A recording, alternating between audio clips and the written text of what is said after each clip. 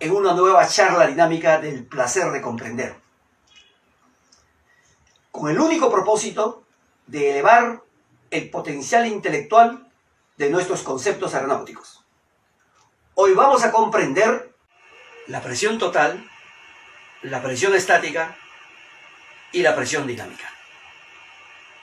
Para eso vamos a recurrir al principio de Bernoulli, que nos dice que la masa es igual a la presión más la mitad de la densidad de esa masa de aire multiplicado por su velocidad al cuadrado. Vamos a emplear dos etapas, una etapa de formulación y una etapa aplicativa. En la etapa de formulación vemos que cuando la velocidad del aire es igual a cero, el término 1/2 ρv cuadrado desaparece.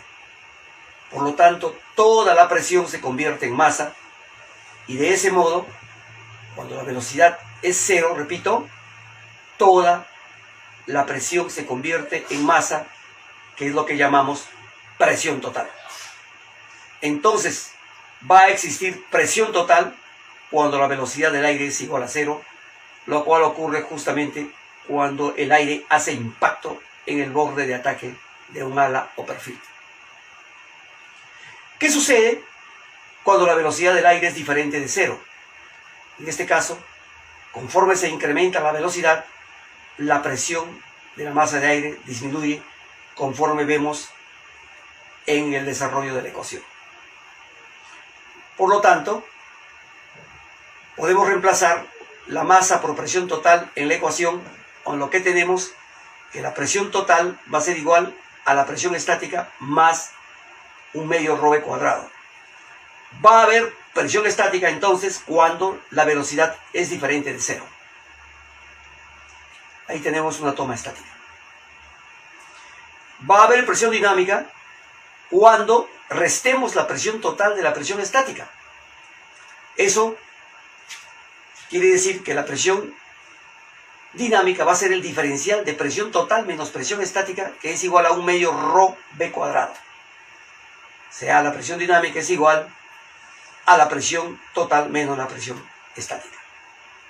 Muy bien, entonces yendo a la parte aplicativa, o sea, llevando la formulación a la parte aplicable mecanizada, tenemos un sistema clásico estático-Pitot y un sistema moderno. Ambos parten de la misma base, que es, en este caso, por ejemplo, un sistema de velocímetro primario, que contiene un tubo Pitot, un diafragma expandible, una toma estática y un sistema de cremallera. ¿Qué sucede cuando el aire hace impacto en el diafragma? En ese momento la velocidad es cero. Eso es lo que denominamos presión total. ¿Y qué sucede cuando el aire ingresa por la presión estática y hace contrafuerza a la presión total? Eso va a originar un desplazamiento de la cremallera, lo que es la presión dinámica. O sea, el ingreso de la presión total contrarrestado por la presión estática genera el desplazamiento de esta cremallera. Muy bien, por lo tanto, esta cremallera, el desplazamiento de la cremallera es lo que se llama la presión dinámica. ¿Qué nos indica la aguja del velocímetro? La aguja del velocímetro viene a ser la mecanización del desplazamiento de la cremallera alrededor de este engranaje, lo que es la raíz cuadrada de la presión total menos la presión estática, que es el despeje de la velocidad. O sea, la indicación viene a ser el despeje de la velocidad en la ecuación general. Ahora analicemos un bloqueo de la presión estática. ¿Qué va a suceder? El aire de impacto no va a encontrar contrafuerza en la presión estática porque está bloqueada, y eso va a originar que la cremallera se desplace casi totalmente, generando un incremento de la velocidad a la que nosotros llamamos sobrevelocidad. Este incremento de velocidad se debe entonces a que no hay una resistencia de la presión estática para la presión total. Se pueden analizar también bloqueos del pitot y el drenaje del pitot, bloqueo de la toma estática y drenaje del pitot.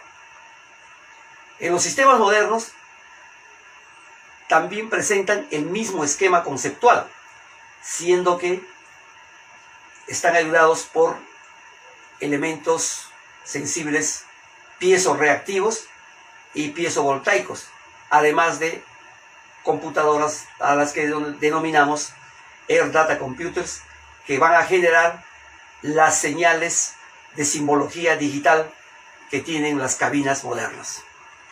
Con esto hemos concluido esta charla dinámica.